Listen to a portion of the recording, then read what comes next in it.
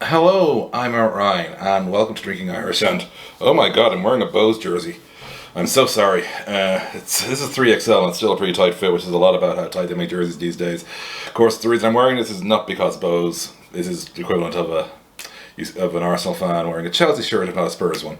But as a diehard UCD fan, but because of course the message on it, it's World Refugee Day, and Bohs this week did a great promotion where all profits from this particular jersey they sold went to help out Massey, the Asylum Seekers Fund. Great cause. So despite being a UCD fan, I figured I'd shell out and also show some love as well on the show for it. So good work, Bohs. Shows that we can be more than just rivals in the football pitch, and we can be friends in other matters entirely. And definitely a cause I wholeheartedly support, putting it mildly. I think we have the mother of understatements there. So, on to the beer. And I realised two things. One, I haven't actually done a bottle in ages. And two, I haven't gone to Nine White Deer in a while, despite there being one particular Nine White Deer I wanted to do, which is Stag Stout. Now, this being Nine White Deer, those of you who haven't seen the previous video I did with them, all their beers are gluten free. And what I love is the reason all their beers are gluten free is that one of the co-founders, when they were starting the brewery, just as they were kicking off, basically getting the business going, found out he was gluten intolerant. Celiac, if I'm correct now.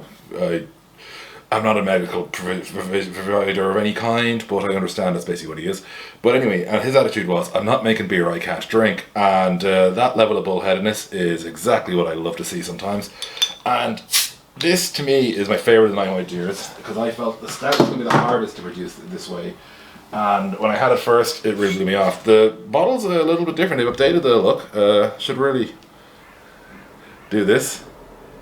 Hey, posing for the YouTube, yeah. Now, given the fuzz on top, we might be well emitting this one pretty hard. We'll find out quickly though.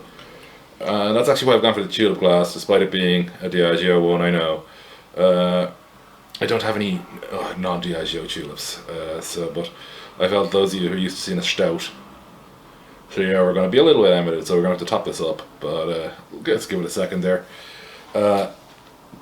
And yeah, I just remember trying this out and thinking this would be the toughest one to get right, and they did an absolute fantastic job with it.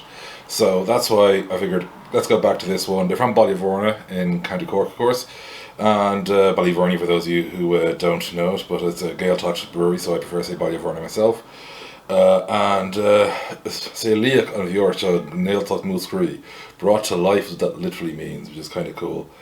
And yeah, I love the approach the folks there have taken. Is that because they were setting up a brewery and they didn't decide on being gluten free as their core thing, as in their only thing really, until they found out one of them wouldn't be able to drink it if it wasn't. And of course, it's the type of thing I'm gonna love. I mean, come on, if you've watched the show before, you know I love that level of feck it, let's just do it. So let's have a sniff. Lovely coffee oat smell off it entirely. Yeah. So on Twitter earlier I saw a guy giving out about assorted terms. Your typical would-be expert on beer. If you want to call me an expert, feel free. I don't call myself one. I just call myself a guy who drinks a lot.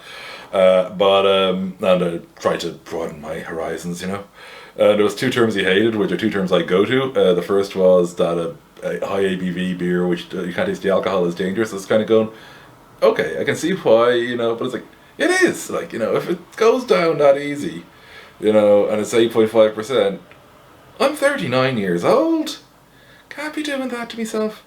I have, it's not good, it's not good. Looking at you, Sculpin. Oh god, Sculpin, that was, yep, Sculpin. Anyway, and the other one was that smooth is a meaningless term, which I really take issue with, because smooth to me is a very clear thing. It's like, because if those of us who like bitter in particular know that sort of, that sort of feel in your mouth, it does make a difference. If you like it to be that little sort of smooth vibe, yeah, I'm going to mention a beer smooth. So those of you who are looking for the higher brow and very, very, I should point out, useful, sommelier, I can't pronounce the bloody Cicerone level, good for you. Great. I can't claim to be that. I have friends who are, and good for them. I'm talking about it as a regular beer drinker. And listen, I know that the roles of sommelier and cicerone are very important, and frankly, way more important than some idiot on the internet. Way more. But I have fun doing this, and I'm helping out some breweries. So listen, sometimes I'm going to find a beer smooth, sometimes I'm going to say it's dangerous.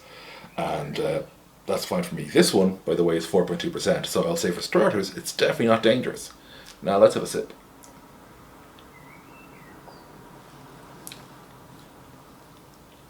And I wouldn't call it smooth either. The coffee really does break nicely across the tongue there, like sort of, yeah. Going down the side of my mouth, sort of like a V direction is the best way to describe how it hit me there.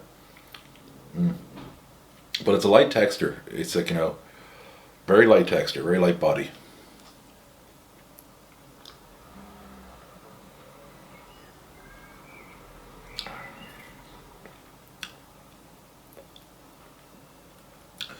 Like in terms of body,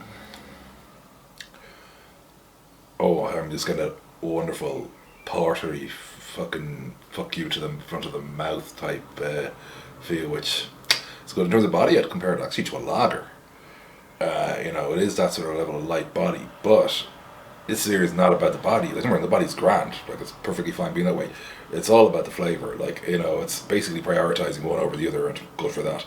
In that lovely coffee, like I said, and the sort of classic sort of porter vibe out the front of your mouth, and yeah, it's good.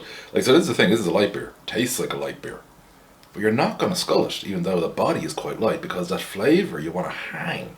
You want to let that coffee simmer on your frickin' tongue and like do its thing, And yeah, so like you could scull it, I suppose, if you wanted to, because it's 4.2%, but you're missing the entire point of why you bought this beer. It's because it tastes nice. Like some beers you drink to get drunk, great, super, seriously. But this one you're drinking because you want to get a fairly heavy amount of flavour in your mouth. This definitely does that. There's no debating. Does that pretty well.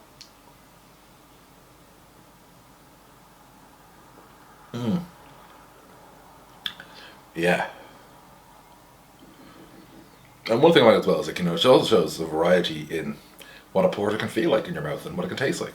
It's got a similar enough taste to a lot of other porters, but because it's got that much lighter body, taste is kind of hitting you in a different way, and that kind of works for me in a nice way. So yeah, this is a great one. 9 White Deer.